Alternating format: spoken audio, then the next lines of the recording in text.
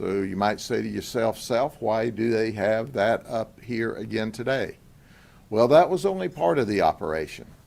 The other part of the operation was Cyber Guardian 2 that went on at the very same time, but we didn't want to overshadow these very evil people with the volume of people we arrested last week.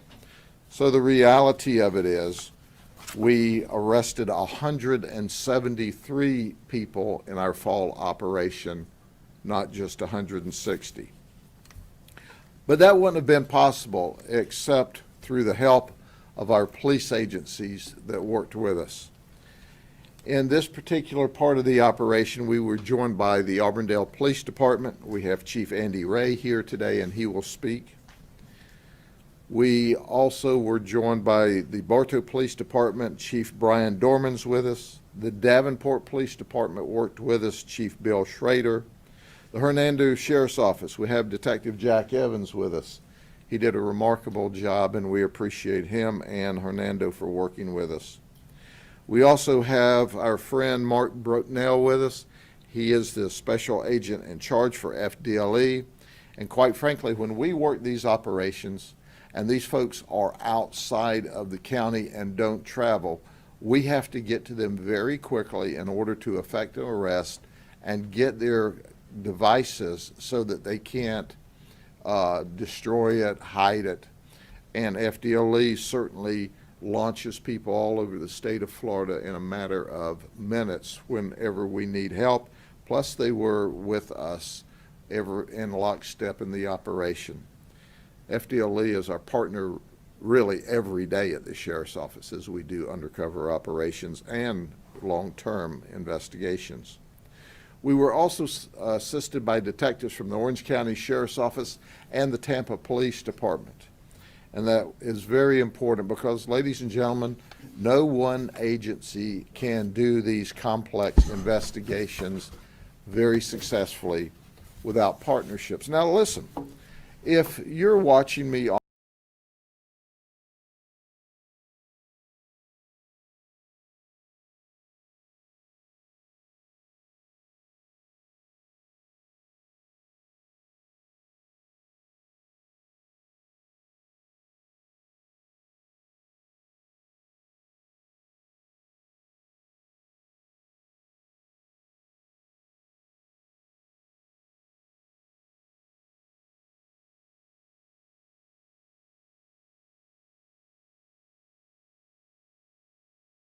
a pedophile really look like?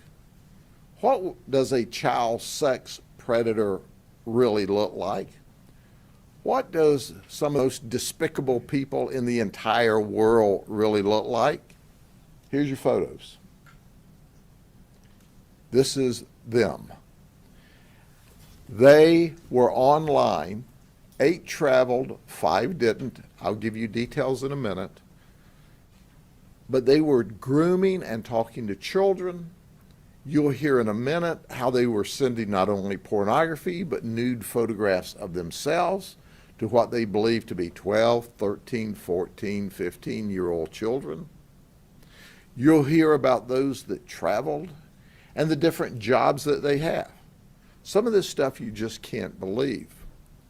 But I can tell you that research shows us if we don't keep these people locked up, if we don't keep tabs on them, they're going to offend again. You know what's really scary about this? When you think of this kind of criminal, most of these folks don't have an arrest record. This is not your traditional criminal. This is your evil person that lurks beneath the level of society looking for children. So they're not the kind of guy that robs and steals and burgles. They're the kind of criminal that attacks your children. And that's what they thought they were doing, except our great detectives, who are simply the very best in this business, stopped them. Stopped them from getting to your children because we were undercover.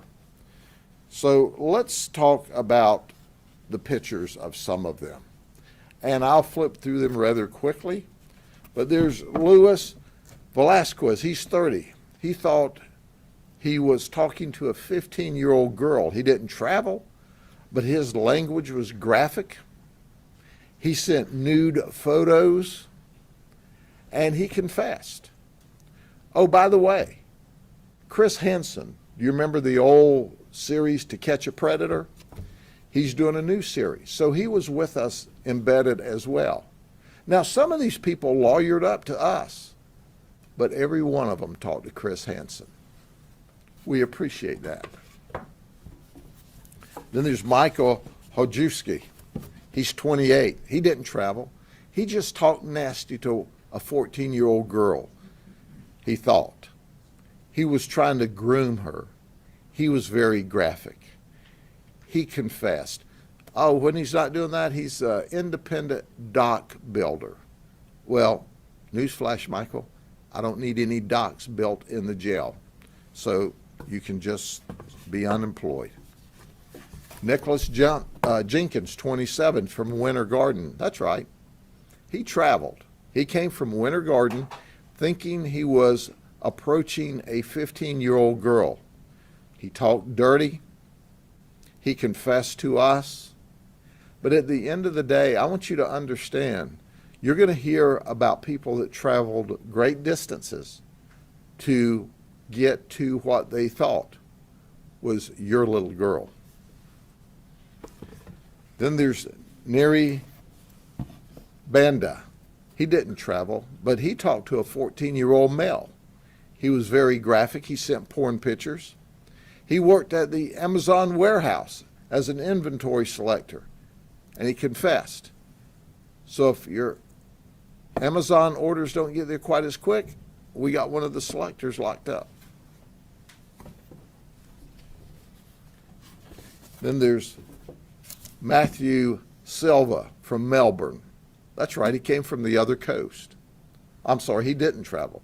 He was talking about coming from the other coast. He talked to two different undercover people, thought they were 14-year-old girls. He sent nude photos. He confessed. Oh, he's a bag boy for Publix, or he was. I bet but Publix doesn't keep him around anymore. But think about it. The dude that's carrying your groceries to the car is the same one that would like to groom your daughter online, or your son. Then there's Andrew Lewis. He came from Orlando. He traveled. He works at Lockheed Martin as an AV tech.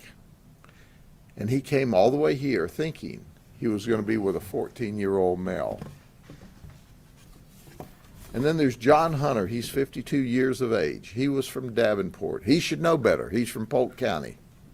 That's right. He traveled to the undercover location, and he announced to us that he is a mechanic for Budget Auto Parts, and that, I work on your cars. That's a scary thought to us.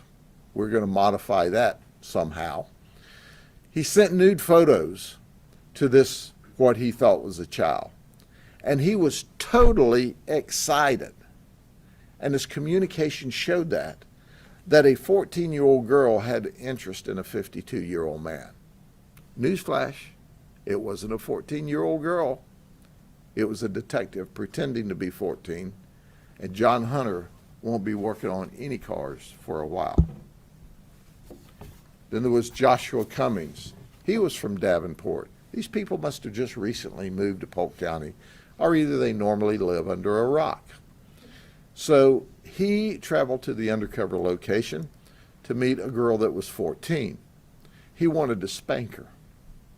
He was a subcontractor, by the way, for Whitting, Turner and Company.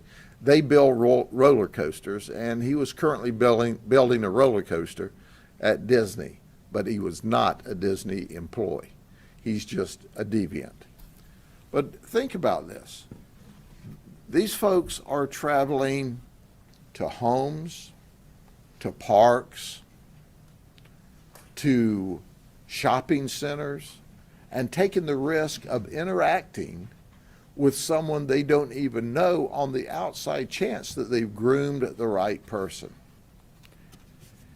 And then there's Juan Guzman from Hollywood, Florida. He was one of our faithful travelers from the south end of the state. He thought he was going to meet a girl that was 14. He works in maintenance at Memorial West Hospital in Pembroke Pines. He's married. Did you hear me? He's married. So you say to yourself, Self, how did he hide that from his wife? Well, he had a secondary job that he was a painting contractor. So he told his wife that when he got off work at the hospital, he had to go do some painting. Well, we don't need any painting in the county jail, but we did paint him a nice picture in our bookend center online because he spoke very graphically, sent a nude photo of himself. Oh, by the way, we also have an ICE hold on him for the federal government. But the one who gets the prize for traveling the farthest is Matthew Bonjean. He's from Hemet, California. He's 46 years of age. Matthew traveled to our undercover operation thinking he was going to be with a 12-year-old girl. He works for Zaim Imaging. He's a field service tech, and he works on radiology equipment. And he was in Orlando for training. And he made the statement to us, you know it's got to be true. You can't make this stuff up. I thought this moved kind of fast, that we were able to wrap this deal up pretty quick. Man, it was just like a Chris Hansen deal. Surprise. It was a Chris Hansen kind of deal. And then when he saw Chris Hansen, he was a fanboy. He thought, oh my gosh, Chris Hansen. It's nice that he confessed. We appreciate him talking to Chris. Now, the way that deal works, when we embed the media, and you're all invited to come on these operations, as soon as our law enforcement investigation is over and our interviews are over and they're waiting for a ride, a free one-way ride to the county jail, you're free to talk to them if they want to talk to you. And this dude just talked Chris Hansen's ears off. Well, Matthew, I know you were starstruck. You're also jail-struck.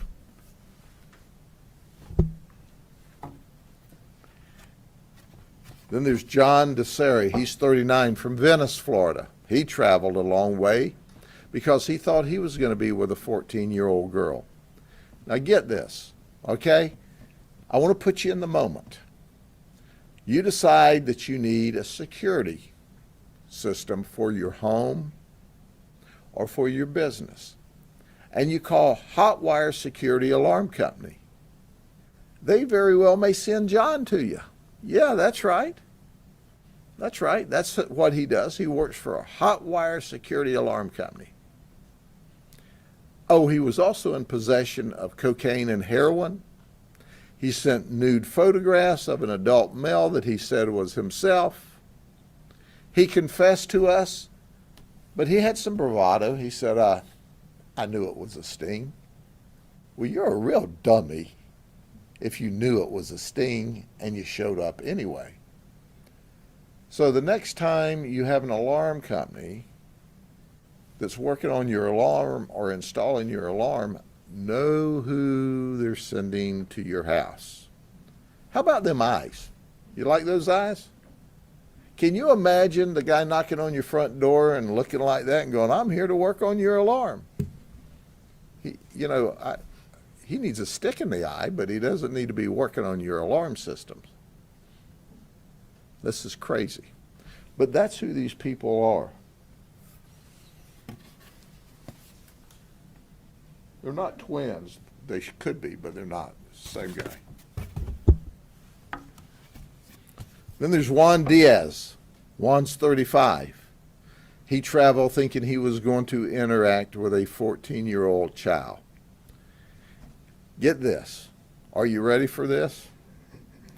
This may be the most interesting conversation after the arrest. He's a service tech with LineWise Ltd. And there's a lot of people that say to themselves, who or what is LineWise Ltd? Well, among their jobs, they install internet safety firewall blocking systems at schools to protect children from sexual predators. That's what he does. So he's talking to his mom on the jail phone calls, okay? You can't make this stuff up. This is just crazy. He's talking to his mom and he says, "Mom, they're going to fire me at work." And apparently she says, "Well, why would they do that?" He says, "I'm the one that's supposed to install the software so this stuff doesn't happen." Did you hear what I said? Did you hear that? I have done a lot of evaluation, and I think this guy's got cabbage for brains.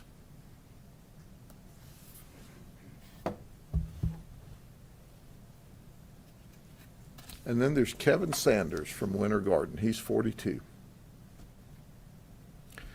Every undercover operative that does these operations in Central Florida probably at some point in time has chatted with Kevin. He's a 16-year Disney employee. He currently works in IT as a service tech. He used to work in a program for a couple of the parks that were doing public relations for children. He did not travel, but when he confessed, he says, "I have a chatting addiction." Well, Kevin, I have an addiction too. It's called an arresting addiction. You see, I like to arrest people who do things like you do. And my detectives were able to finally catch him. We've been trying to catch this guy for a long time, but he's good at dummying up his phone numbers and hiding his transmissions. But our detectives, who are the best, caught him. And he chatted with several of our people. He thought he was going to chat it up as he was a 13-year-old. Well, not only is Kevin a 16-year employee of Disney, not only does he have a chatting addiction, but he's married with 2 small children. I feel sorry for his wife and his 2 small children. But his wife needs to know she's married to a guy who's got a huge problem. Now he's got more than one huge problem. Now he's got a huge problem because there's serious criminal charges against him. But these are the people who are online trying to groom your children. And they go to areas where you would find children. They go to gaming sites. They go to social apps that attract young children. And they hang out. Kind of like back in the day we used to think about the evil people that hung out in public parks. So why do they go there? Because that's where the children are. And they want to be around them. And they want to sexually abuse them. That's why we say clearly and unequivocally, parents, you're the first line of defense. Because online, these evil people can have a lot of charisma, a lot of personality, a lot of energy. They know how to talk kid, and that makes them even more dangerous than their photos appear. With that, first, we'll hear from Mark Brutnell, who is a special agent in charge for FDLE at Tampa office, and then the Auburndale Police Chief, Andy Ray, will speak after that. Thank you, Sheriff. Thank you for having me the unenviable position of following you, but thank you. First and foremost, I want to say thank you to the investigators and the analysts who worked tirelessly behind the scenes, but also behind the computer screens to make this possible. These cases are very technical in nature. They require lots of training, a lot of dedication, a lot of patience. As the sheriff alluded to, the last individual, he was doing that a long time. It took a lot of patience to catch him. In 2021, the National Center for Missing and Exploited Children received 29 million tips for child sexual exploitation. Think about that, 29 million tips. As a law enforcement officer and as a father, that's concerning. That's also unacceptable. We've got to do a better job of talking to our kids and turning these folks in. So again, to echo the sheriff's comments, I implore you parents tonight to have those difficult conversations with your kids about the internet. The internet is a very, very bad place. It's also a good place, but have those conversations because you don't know who your kids are talking to on these apps in different chat forums. They could be talking to their friends, but they could be talking to one of these 13, and nothing good comes out of that. So again, I appreciate the partnerships. Central Florida has great partnerships when it comes to ICAT cases and working these types of things. And again, without the partnerships, this could not be possible. So thank you. Thank you, Sheriff.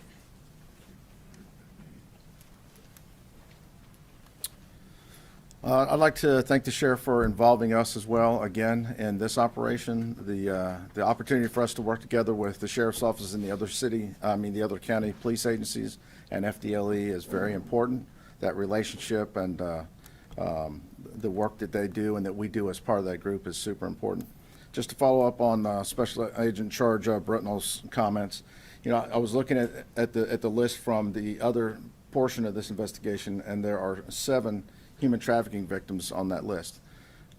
There's a really good chance that several of those were groomed by people just like this, and then were drawn away from their families and put into the business against their will. There is a lot of trust put in people online, people that these kids don't have any idea who they're talking to.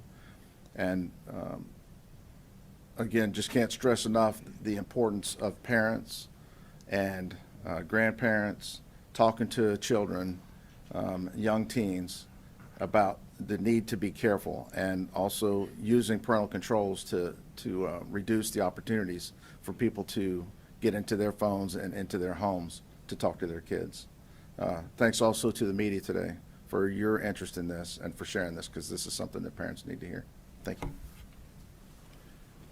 Are there any questions? In this operation and prior operations, when you seize their computers, do you find evidence that they were talking to actual children like this as well? Sometimes, because that's what they do. Now, sometimes they try to erase it, but we find evidence that they've been online scouring for children as well. So yes. Anything else? Before I close out today, Andy Ray retired from the sheriff's office as a top boss after 25 years and then went to the Auburndale Police Department as a chief of police. And he's about to retire after 10 years of service and a total of 35 years in the business.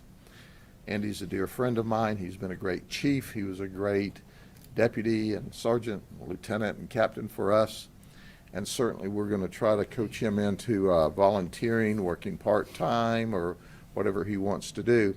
But I want you to know the people of Polk County and of Auburndale are safer because Andy Ray has served them for 35 years. He's made a big difference. He and his team have put bad guys in jail, arrested people who otherwise would have preyed on you, and he's always been a partner in every operation we did along with these other folks. So when I talk about nationwide, you need to ask your police chiefs and your sheriffs and your state police and your feds, what are y'all all doing together to attack these folks? Because they're out there and they're trying to get to your children. And it's people like our detectives and our analysts and our great men and women. We all partner together because you know what? Our goal is to keep you safe, and we do a pretty good job of that in Polk County. We can even do a better job if you see something or hear something and say something. God bless y'all. See you soon.